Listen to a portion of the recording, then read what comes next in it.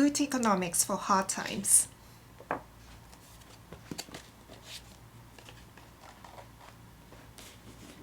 Chapter 7. Play a Piano. Play a Piano was the very first novel published by the great American fabulist Kurt Vonnegut. It is a dystopia about a world where most jobs have disappeared. Written in 1952 in the wake of the great post-war expansion of jobs, it was either extremely far-sighted or astoundingly misguided. But either way, it's a perfect novel for our times. A player piano is a piano that plays itself.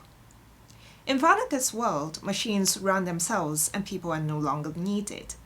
They are provided for and get to do various forms of make-work, but there's nothing meaningful or useful they can do.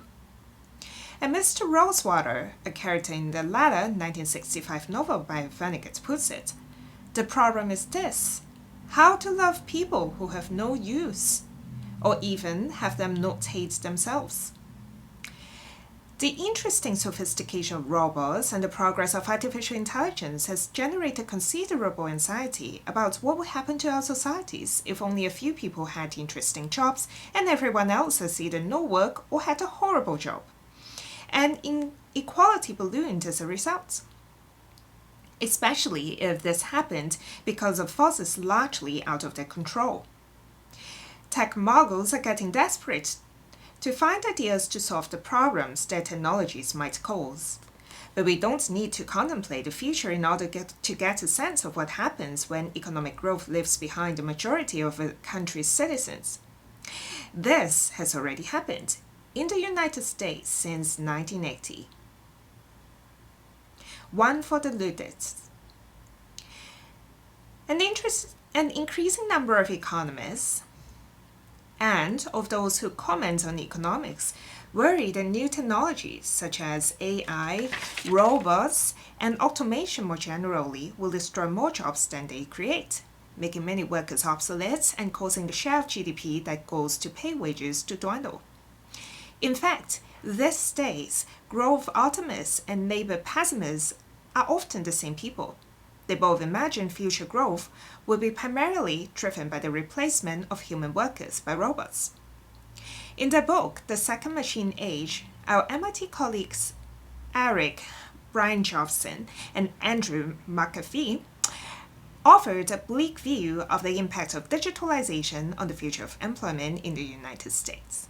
Digitalization, they suspect, will make workers with ordinary skills increasingly redundant, as tasks from car painting to spreadsheet manipulation are done by computers or robots.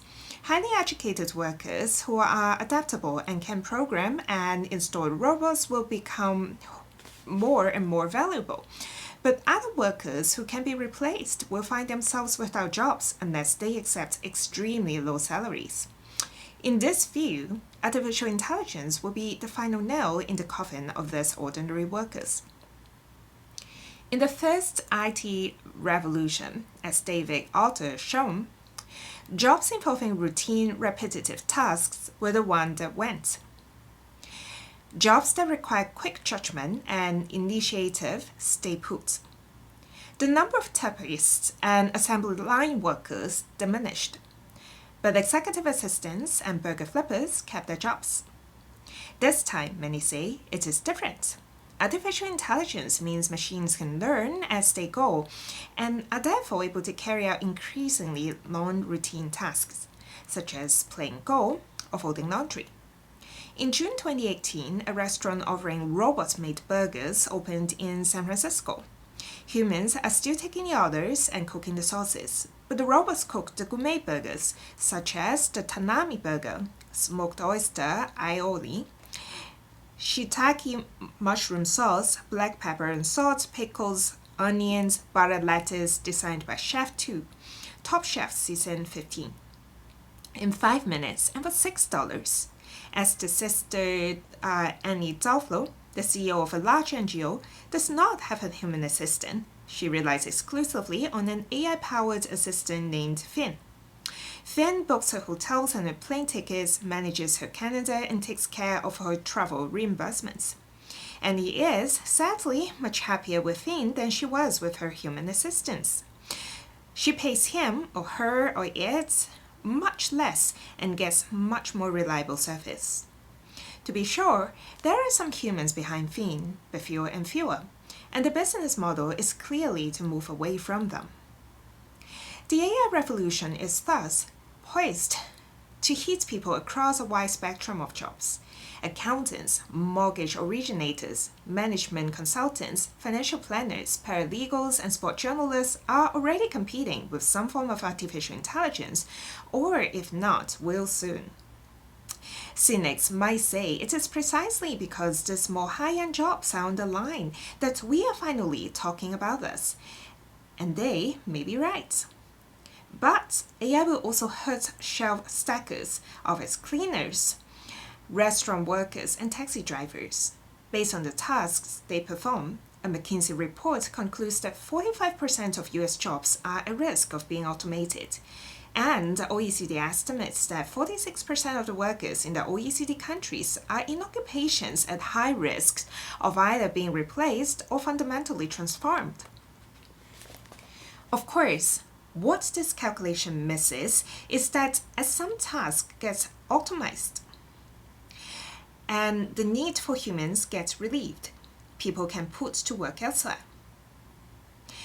So how bad will it be on net? Economists are of course intrigued by this problem, but in this case they have entirely failed to reach a consensus. The IGN Booth panel of experts were asked their opinions of the following statements. Holding labor market institutions and job training fixed it. Rising use of robots and artificial intelligence is likely to increase substantially the number of workers in advanced countries who are unemployed for long periods. 28% of respondents agreed or strongly agreed with it. 20% disagreed or strongly disagreed, and 24% were uncertain. The difficulty is that doomsday, if it is coming, has not arrived. Robert Gordon, whom, as we have seen, does not think too highly of today's innovations, likes to play sports robots when he travels. For all the talk, he says, it is still a human clerk who checks him in at the hotel, cleans his room, serves his coffee, and so on. For the time being, humans have not been made redundant. Unemployment in the United States, as we write this book in the first quarter of 2019, is at a historical low and falling. With more and more women joining the labor force, the share of population of the labor force rose substantially until about 2000, when it started to plateau or reverse. Jobs were found for all those who wanted to work, despite rapid labor-saving technologies' progress. Of course, it is true we are probably just at the very beginning of the process of AI-fueled automation. The sense that artificial intelligence is a new class of technology makes it hard to predict what it might do. Futurologist talks about a singularly dramatic acceleration of the rate of productivity growth fueled by infinitely intelligent machines, although most economists are quite skeptical that we were anywhere close to seeing something like that. But it could well be that if Gordon plays sports to robots in a few years, he will have a more exciting time. On the other hand, while this particular wave of automation is just starting, there have been others in the past. Like AI today, the spinning jenny, the steam engine, electricity, computer chips, and computer-assisted learning machinery all optimized and relieved the need for humans in the past. What happened then is very much what one might have expected. By replacing workers with machines on some tasks, automation has a powerful displacement effect. It makes the workers redundant. This is what happened to skilled artisans spinning and weaving at the dawn of the industry revolution. They were replaced by machines. And, as is well known, they did not like it one bit. In the early 19th century, the Lundists destroyed machines to protest the machinization of weaving, which was threatening their livelihood as skilled artisans. The term Lundit is now mostly and used pejoratively to describe someone who blindly refuses progress. And the example is often used to dismiss concerns about technology creating unemployment. After all, nonetheless were wrong. Jobs did not vanish, and wages and living conditions are much higher today than they were then. Yet, the Lundis were less wrong than we might assume. Their particular jobs did vanish in the Industrial Revolution, along with the jobs of the whole range of artisans. We were told that in the long run everything was fine, but the long run was very long indeed. Real blue-collar wages in Britain were almost halved between 1755 and 1802. Although 1802 was a particularly low year, they were on a declining trend between 1755 and the turn of the century. And it is only in the turn of the century that they started increasing again. They will recover their 1755 level only in 1820, 65 years later. This period of intense technological progress in the United Kingdom was also an era of intense deprivation and very difficult living conditions. The economic historian Robert Fargold showed that boys in England during this period were significantly undernourished compared even to slaves in the US South. The literature of the time, from Francis Trollope to Charles Dickens, describes what was happening to the economy and society with a certain amount of unmitigated horror. Those were hard times indeed. We know that eventually there was a turnaround in the UK. Even as some workers lost their jobs, the labor-saving innovations raised profitability of other inputs, and hence the demand for workers producing them. Improvements in weaving technology, like John Kay's flying shuttle for example, increased the demand for yarn, creating jobs for people to produce yarn, and the beginning wealth of those profiting from those innovations increased the demand for new products and services in a range of sectors: more solicitors, accountants, engineers, bespoke tailors, gardeners, and etc., which created more jobs. However, nothing tells us the rebound is guaranteed to happen. There may well be no rebound from the fall in demand of labor resulting from the wave of automation and AI. Sectors that become more profitable may invest in the new labor-saving technologies instead of hiring more workers. The new wealth may be used to purchase goods made in another country. We don't know what will happen this time around since we haven't seen very long run yet. But the impacts of the current wave of automation, which started in 1990, giving us a perspective of more than 25 years, appear so far to be negative. In a study of the impact of automatization, researchers computed for each region a measure of exposure to industrial robots, capturing the spread of robots in the industries in that region. Then they compared the evolution of employment and wages in the most affected area to that in the least affected areas. The study found, to the surprise of the authors, who had written a previous paper emphasizing the falls that should lead to a rebound, large negative impacts. One more robot in a commuting zone reduces employment by 6.2 workers and also depresses wages. The employment effects are most pronounced in manufacturing, and they are particularly strong for workers with lower than a college education, especially those who do routine manual tasks. However, there are no offsetting gains in employment wages for any other occupation or educational group. These local impacts of robots on employment and wages are reminiscent of the effects of greater exposure to international trade. They are surprising for the same reasons. As many tasks in a particular industry get automatized, we might have expected displaced workers to find employment in new businesses that would have come to a region to take advantage of the freed up labor or to move elsewhere. It is also worrying that the automation of simple tasks did not lead to the hiring of more engineers to supervise the robots. The explanation is probably similar to why competition with China hurt low-skilled workers. In a sticky economy, seamless reallocation is anything but guaranteed. Even if the total number of jobs does not fall, the current wave of automation tends to displace jobs that require some skills. Bookkeepers and accountants, and increase the demand either for very skilled workers, software programmers for the machines, or for totally unskilled workers, dog walkers, for example, which are both much more difficult to replace with a machine. As software engineers become richer, they have more money to hire dog walkers who have become relatively cheaper over time, since there is little alternative employment for those with no college education.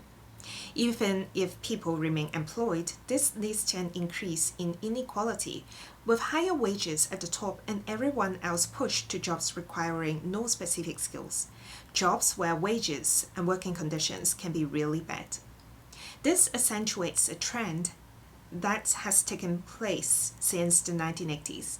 Workers without a college education have increasingly been pushed out of mid-skill jobs such as clerical and administrative roles into low-skill tasks such as cleaning and security. Do this some nights. So, should we try to stop the push towards automation? There are in fact good reasons to suspect that some of the recent automation is excessive. Corporations seem to desire to automate even when robots are less productive than people. Excessive automation reduces GDP instead of contributing to it. One reason is the bias in the US tax code, which taxes labor at a higher rate than capital. Employers have to pay payroll taxes used to finance Social Security and Medicare on labor, but not on robots. They get an immediate tax rebate when they invest in the robot, since they can often claim accelerated depreciation for capital expenditure.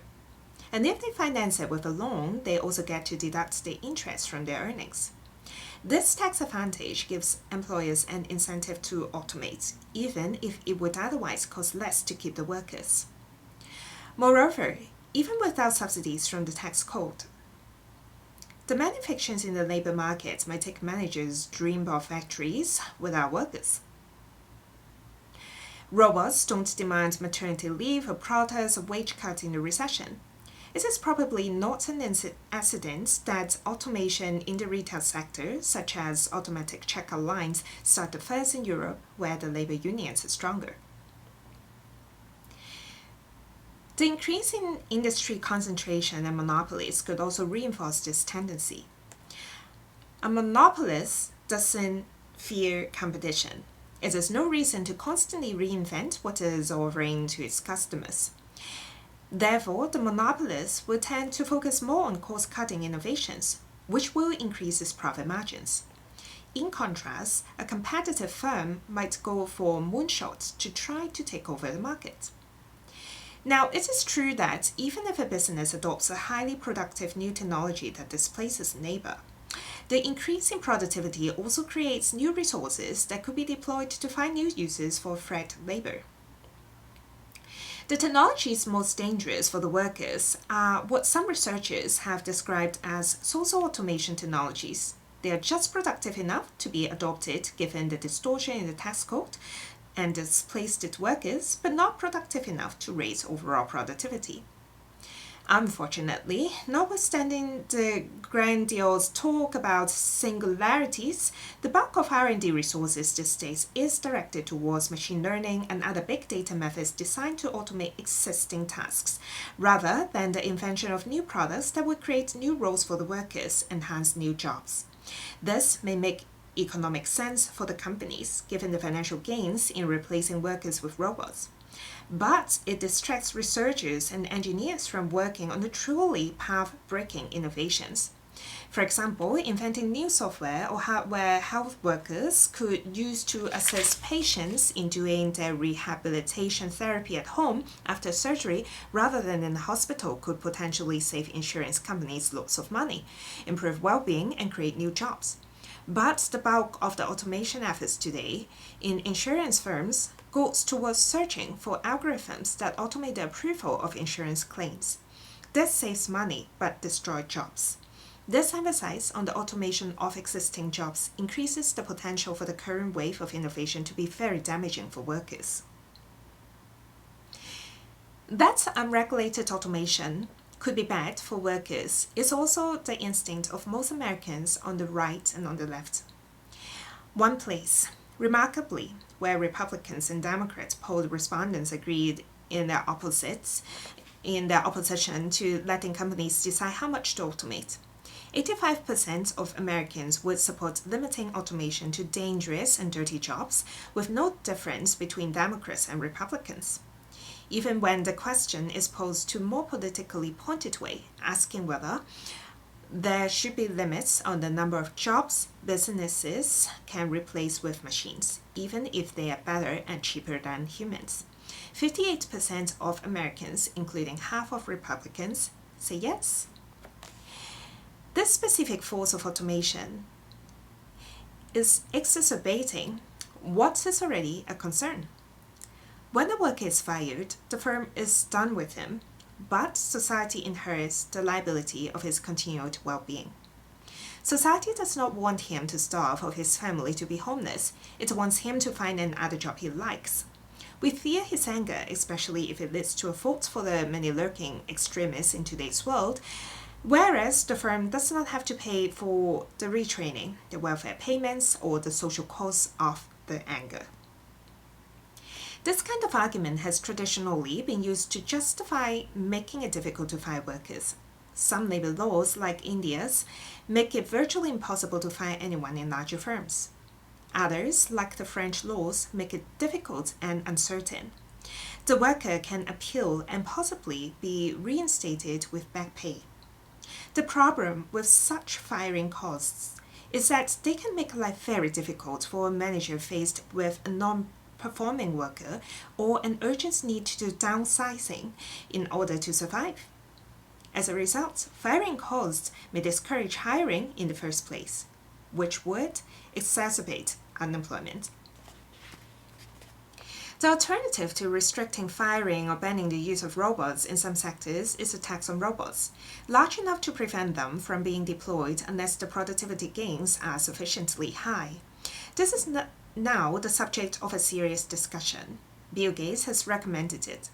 In 2017, the European Parliament considered, but ultimately voted down, a proposed robot tax, citing concern over stifling innovation. Around the same time, however, South Korea announced the world's first robot tax. The Korean plan reduces tax subsidies for businesses investing in automation and combines it with a tax on outsourcing so that the tax on robots does not lead to outsourcing. The problem is that while it is easy to ban self-driving cars, whether or not it's a good idea, most robots do not look like R2-D2 in Star Wars. They are typically embedded inside machines that will still have human operators, just fewer of them. How does the regulator decide where the machine stops and the robot begins? A robot tax would likely lead companies to find new ways around it, further distorting the economy. For some of these reasons, we suspect the current drive towards replacing human actions with robots cannot be prevented from taking a serious toll on the already dwindling stock of desirable jobs for low-skilled workers, first in the rich countries, but very soon everywhere.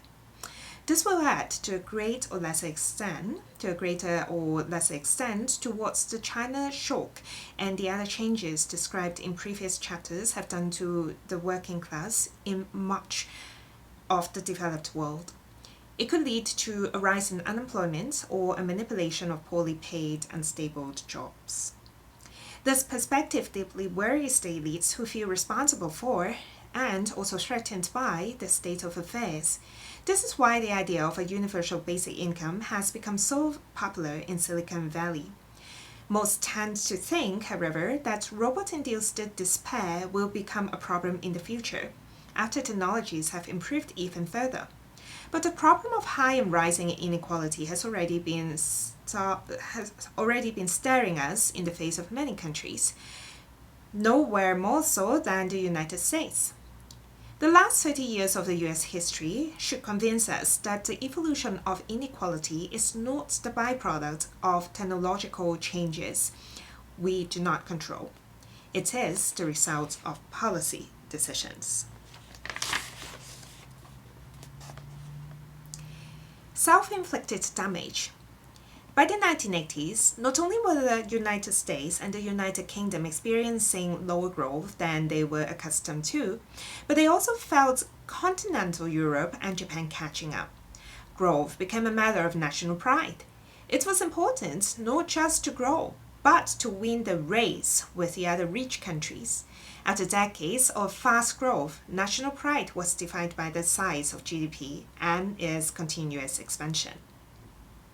For both Margaret Thatcher in the UK and Ronald Reagan in the US, what was to blame for the slump in the late 1970s was clear, though we now know they really had no idea. The country had drifted too far to the left. Unions were too strong, the minimum wage was too high, taxes were too onerous, regulations was too overbearing. Restoring growth required treating business owners better through lower tax, deregulation, and deunionization, and getting the rest of the country to be less reliant on the government. As mentioned earlier, the idea that tax rates need to be low to avoid disaster of recent vintage. In the United States, the top marginal tax rate was above 90% from 1951 to 1963. It declined afterward but remained high. Under Presidents Reagan and George H.W. Bush, top tax rates came down from 70% to less than 30%. Bill Clinton pushed them back up, but only to 40%. Since then, they have bounced up and down as the US presidency passes between Democrats and Republicans. But they have never gone much higher than 40%. Lower taxes were accompanied first after Reagan and then even more strongly under Clinton by welfare reform. In other words, gutting welfare, which was justified both on grounds of principle, the poor must be more responsible and therefore welfare must become workfare, and out of budgetary compulsions resulting from diminished tax collections. Unions were brought to heel, both by changing laws and by directly using state power against them. Reagan famously called out the army to break an air traffic controller strike. Union membership has been in decline ever since. Regulations were made less restrictive, and therefore was a new consensus that every compelling justification should be required before the heavy hand of the government was allowed to intervene in business.